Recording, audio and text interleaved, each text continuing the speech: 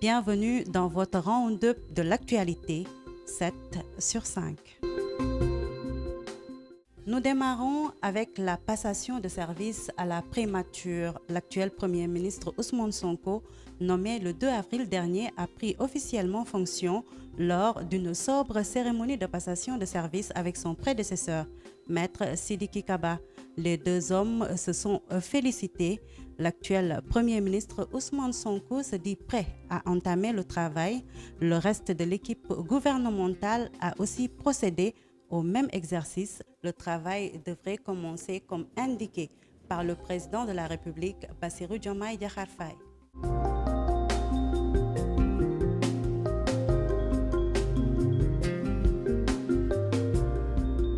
Le nouveau gouvernement a tenu son premier conseil des ministres. Les 25 ministres et 5 secrétaires d'État se sont réunis au palais.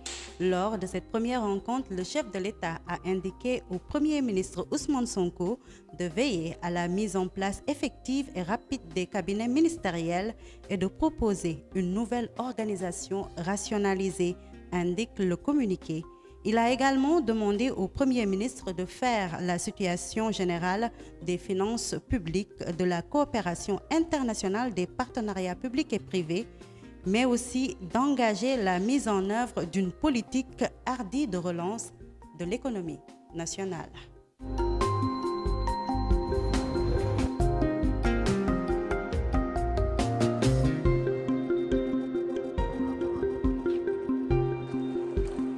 Cette semaine, nous avons aussi assisté à la reprise de la liaison maritime Dakar-Ziguinchor. Le navire Aline Sitoé Diatta a quitté Dakar mardi pour rallier le sud du pays avec à son bord 200 passagers. La rotation avait été suspendue il y a plus de 6 mois pour des raisons sécuritaires, une suspension qui a porté un coup dur à l'économie, notamment du sud. Le consortium sénégalais d'activités maritimes dit avoir pris toutes les dispositions afin que les voyages se fassent sans ambiguïté.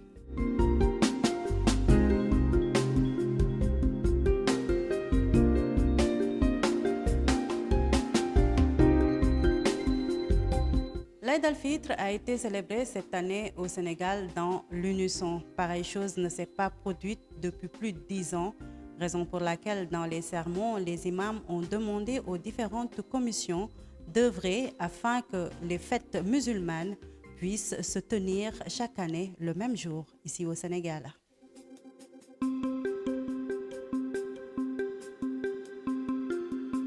La semaine a également été marquée par la disparition de l'ancien Premier ministre Mohamed Boun Abdallah Dionne, décédé à Paris la semaine passée, inhumé cette semaine à Touba.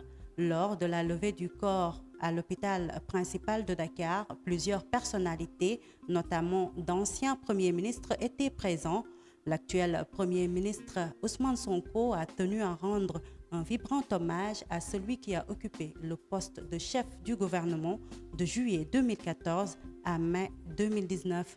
Mohamed Boun Abdallah Dionne était également fidèle compagnon du président sortant Macky Sall. Et nous terminons avec l'agenda sport du week-end. 2 affiches vont particulièrement attirer l'attention des férus du ballon rond dans le cadre de la 20e journée de Ligue 1. Le Classico Jaraaf Casa Sport et le choc Linguère Génération Foot qui vont se tenir ce samedi. Voilà ce qui met fin à ce retour sur l'actualité. Merci et à très bientôt.